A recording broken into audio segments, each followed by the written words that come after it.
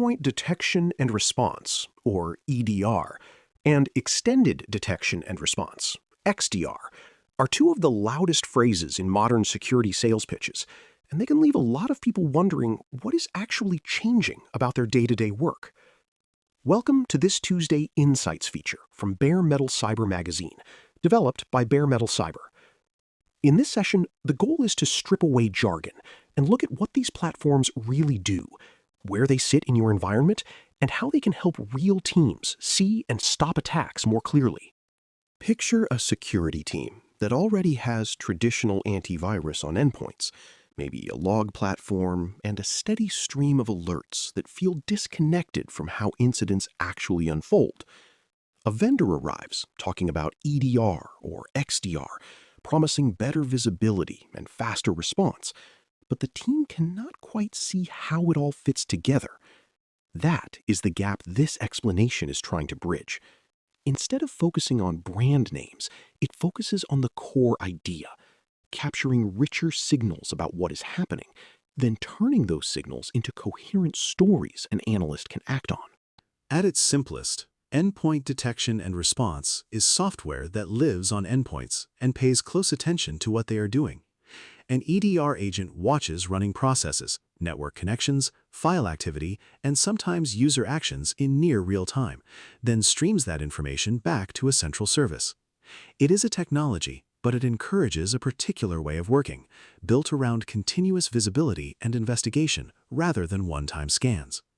In the stack, EDR sits very close to the operating system, on laptops, servers, and other devices where real work happens. Extended Detection and Response takes that same core idea and stretches it across more of the environment. Instead of only watching endpoints, an XDR platform pulls in signals from cloud workloads, identity systems, email security tools, and sometimes network sensors. It usually operates at a platform level, above individual tools, acting as a place where detections and investigations can span multiple domains. Where one EDR console tells you what is happening on a single device, an XDR console aims to tell you how that device activity relates to sign-ins, messages, and workloads elsewhere. It is helpful to be clear about what these platforms are not. Traditional antivirus focuses mainly on known malicious files and simple behavior rules. It can block clear badness, but often cannot tell you the story around it. Security Information and Event Management Systems, often called SIEM, collect and search large volumes of logs, but are not always optimized for deep endpoint timelines or cross-domain response actions. Managed Detection and Response Services, often called MDR, are primarily about people and process, with a provider's team watching your environment for you. EDR and XDR can sit underneath or beside these other approaches, but they are not simple replacements. To understand how EDR works in daily life, imagine the agent on a laptop, watching as a user opens an email attachment. The attachment spawns a script, which in turn launches a command line tool that connects out to an unfamiliar address. Every step in that chain is recorded and sent back to the EDR service. Detection logic, sometimes built in and sometimes tuned by your team, looks at that chain and decides that this pattern matches a known attacker technique. An alert is created, not just as a single line of text, but as a timeline that shows what happened before and after the suspicious activity. When an analyst opens that alert, the response side comes into play. From one screen, they can pivot into more detail on each process, see which user was signed in, and check whether any other endpoints show similar behavior. If the activity looks malicious, the analyst can use the same console to isolate the endpoint from the network, kill specific processes, or collect forensic artifacts for later review. The focus is on moving from a vague sense that something is wrong to a concrete list of affected devices and clear containment steps, all supported by recorded evidence. XDR keeps that style of work, but adds more pieces to the story. Instead of starting from just an endpoint event, an investigation might begin with a suspicious sign-in recorded by your identity provider, then pick up a phishing email that the user received, and finally link to unusual process behavior on their workstation. In a single incident view, an XDR platform can show that a user clicked a link, entered credentials, had those credentials abused for cloud access, and then experienced strange activity on their laptop. Analysts are no longer stitching together separate alerts by hand. The platform is doing more of that correlation for them. In everyday use, many teams start by treating EDR as a better way to handle endpoint malware and strange tool usage than what they had before. Instead of seeing only that something was blocked, they can see what the malicious code attempted to do and where it would have gone next. That makes reports to leadership and collaboration with IT more grounded in facts. It also gives defenders a place to search for patterns they learn about from threat intelligence, using queries to see whether certain tools, command lines, or file names have appeared anywhere in the environment. One of the most accessible wins, especially for smaller or stretched teams, is using EDR to reduce the damage of ransomware and aggressive attacker tooling. Many organizations configure high-confidence behaviors to trigger automatic response actions, such as isolating a machine when clear ransomware encryption patterns appear. Analysts then review those cases, confirm what happened, and tune rules over time. Even without a large staff, that loop can significantly cut down the time between malicious activity starting and the organization taking meaningful action to contain it. As programs mature, XDR often becomes a way to move away from chasing separate alerts in different consoles. A more advanced team might use XDR to see how risky sign-ins, cloud admin activity, and endpoint tools fit into the same campaign. An analyst can open a single incident and view the email that started it, the authentication events that followed, the configuration changes made in cloud services, and the scripts launched on workstations.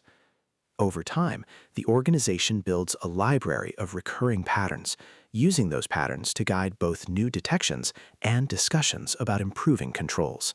The benefits of this style of detection and response can be significant.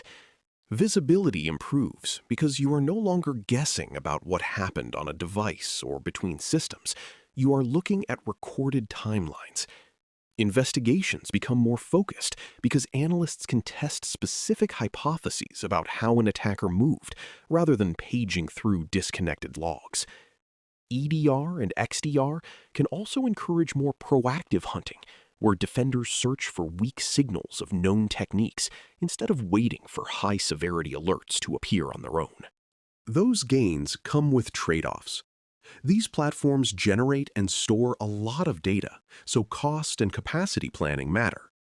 They introduce new consoles and ways of thinking that require training and practice, which means time and attention from already busy staff. Tuning is not optional, because untuned detections can easily overwhelm analysts with noise. The skills needed are closer to investigation and hypothesis testing than simple alert clearing, so you may need to help team members grow into that work. Without this investment, the tools can under-deliver on their promise. There are also clear limits to what EDR and XDR can do.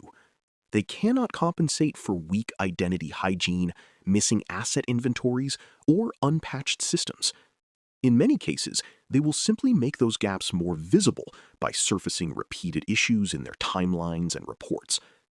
If an organization buys these platforms hoping they will replace basic patching discipline or strong access controls, disappointment is almost guaranteed. The most successful teams treat them as amplifiers for good fundamentals, not as shortcuts around them. When these platforms fail in practice, the patterns are fairly consistent. Sometimes agents are deployed and left on default settings, alerts begin to flow, and no one has the time or mandate to tune or investigate them deeply. The result is a noisy console that people quietly avoid, while day-to-day work reverts to older tools and habits. In other cases, an XDR label is applied to a product, but the organization continues to work in silos, with endpoint, email, identity, and cloud teams rarely sharing a unified incident view. Healthy use looks different. The alert volume may go down, but the alerts that remain are richer and more actionable. Analysts regularly use search and pivot features to explore ideas, not just to close tickets.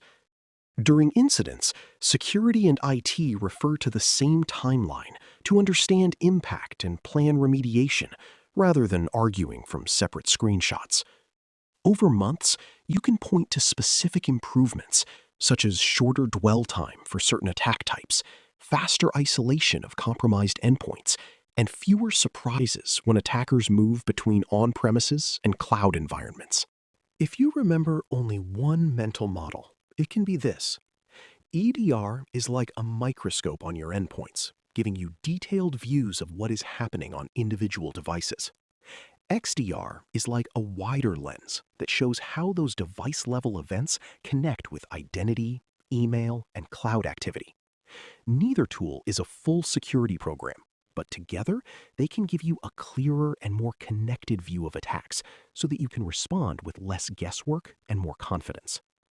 As you look at your own environment, the key question is whether you have that clear, connected picture of how threats move, and whether your current tools and processes help real people see and act on that picture when it matters. Thanks for listening. For more audio courses, daily newsletters, and more, please visit baremetalcyber.com.